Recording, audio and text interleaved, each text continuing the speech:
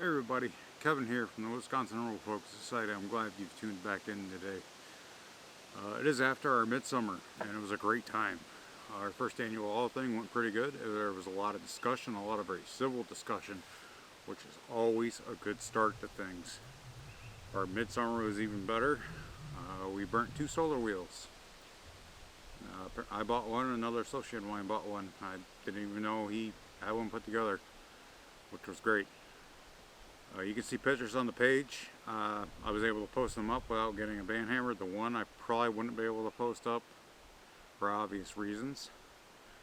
But today I would like to talk about bloat gear that we use for midsummer.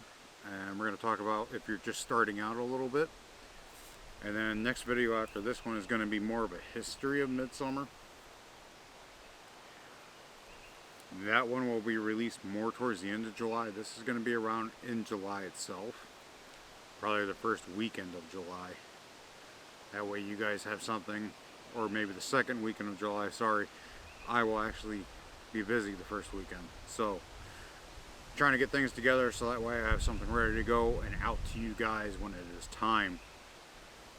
The only thing I forgot today is my wooden bowl. And we're going to get into that in just a minute. But essentially, this right here is the bowl we used. This is silver, antique silver. It was heavily tarnished when I got it. I did get it from an antique store. So if you do something like that for this, make sure you put it on the altar. Make sure you get rid of any bad attachment to it. One of my guys brought up that some antiques may have ill attachments to them. So it's a good thing to do. This one actually went on top of the mountain with me in my last video, the one that kind of got blurred out in part 2. And that's where I basically did that cleansing of that bowl. So when you're starting out, it can be hard.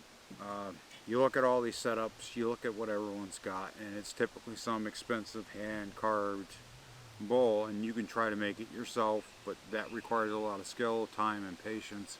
And I'm still personally not there. I'm just getting to the point where it actually resembles a bowl. So my first ever actual blessing bowl was one of those dollar plastic cauldrons from Walmart. And that's what I could afford. I went with that on a budget because that's what my budget allowed. You can detail a specific bowl or dish that you pick up anywhere, and you can mark it as this is your ritual bowl.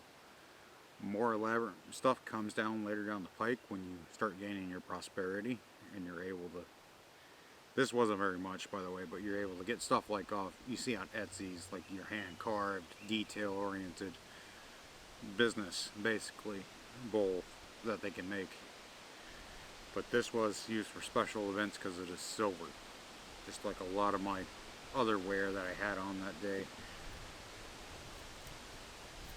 So my second bowl was a wooden bowl. It was got from a thrift shop, and that one cost me around $5.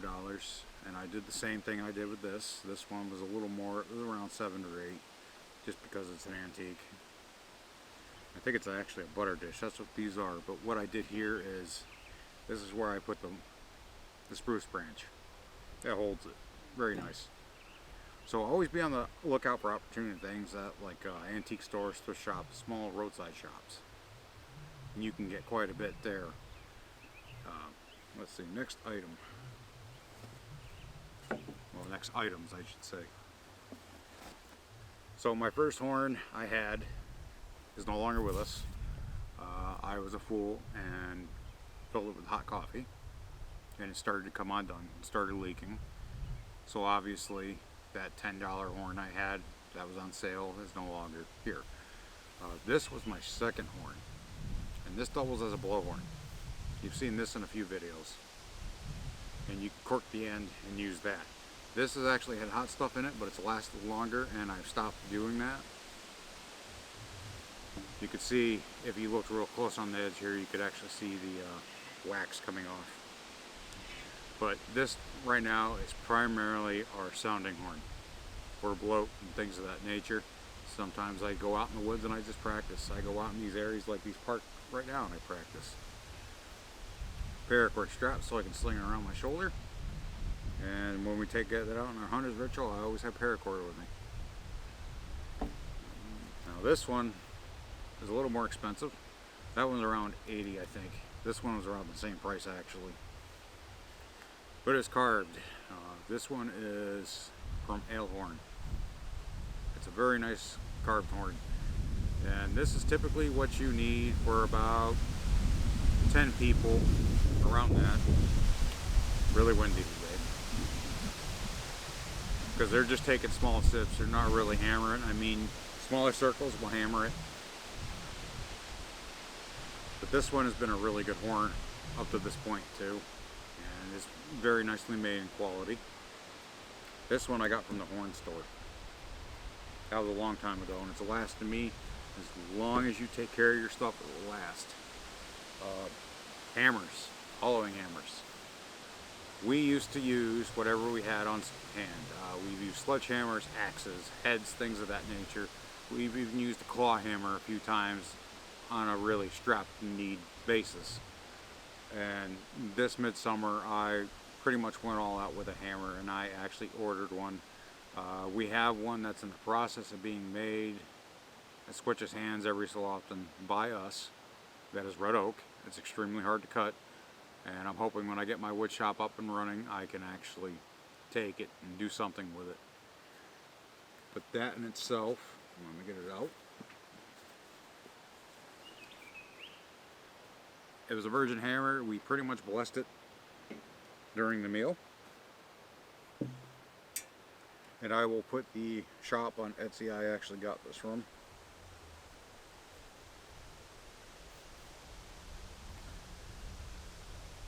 But it's Agent Smith 01, I think. And it's a really nice quality hammer. It does feel hefty. It does feel like if you smack something with it, it's going to be smacked. That being said, it was a nice hollowing hammer. And he does sell hammers for multiple uses, like blacksmithing and things like that. This hammer will never touch a working grind like that. Maybe if there's something in a bloat that we need to hit or do something with, that'd be about the only time.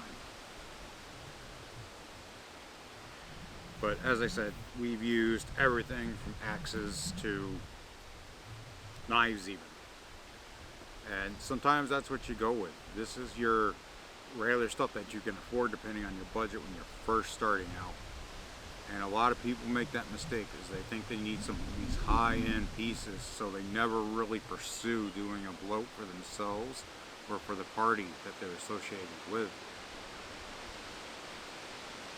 In another video, I'm going to talk about what it means to kind of be what they would call gothy. I'm going to talk about people that have been mentored. I'm going to talk about the differences between people that are more self-initiated. And I'm going to talk about the individuals that are self-initiated that are more exceptional. That will probably be the third in the series. I want to get working on the history portion of it, because that one's going to take me a little bit of doing. And that's going to be more of music and collage of pictures type of thing, with the credit to where I got those from and the sources provided. So if you go on our website, you'll see that we have a new page up. The All Thing page is actually pinned to the post on our Facebook page. You can get to it.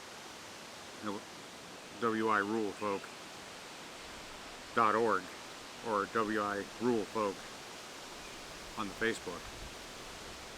No, I'm sorry, it's Wisconsin Rule Folk Society on that one. That other page we actually deleted. That was our old pinner page. And you can find it in the pinned post there. But every year that we have an All Thing, I'm going to do a summary write-up like I did there. And basically that's going to be our Book of Settlements. And I can't pronounce the Icelandic word, but I'll throw it up at the bottom of the screen here. I had it pronounced last night, but that's another thing I want to work on, is my linguistics, my language, because that is my next step. That should have been further down, earlier up the chain too. But now that I'm kind of settling a bit, I have the time to actually indulge in another language, and I will be getting sources of that too. If you guys actually have sources for like Midsummer out of the sagas, historical references, anything of that nature, please post them in the comments, send them my way, and I will use them. And I will give credit where credit is due and who gave me those. I try to stay off of a lot of the big mainstream web pages because even if we're trying to remake our pagan traditionalism or make it into the world, we have to make it. You know, we have to create it. There's some things we can take and use, but not everything. And that's the goal of the Wisconsin Rural Folk Society. And you can see some of that outlaid in the All Things actual layout and the summaries there. There's more to it, but it's written down and it's stored away. And the original paperwork that it's written on is stored away too. Some things might be changed here and there for the public until they are fully annualized and initiated in, and hopefully in the coming years you will see that. So anyways, like, share, and subscribe if you like my video. I really appreciate it. And hey, just keep us, share, post, comment, help us with the algorithms on Facebook. Our BitChute channel is up and running, and when I have something I cannot put up on YouTube, that's probably where that's going to go, is BitChute. I seem to get a lot more hits on that channel, on that platform, than I do YouTube. YouTube is an extremely tough place to break into the scene because there is so much. And there are so many notable other people. I'm hoping to live up to them someday. But anyways, I'm going to pack up and probably continue my ride for the evening. Stay heathen, everybody, and I appreciate you tuning in.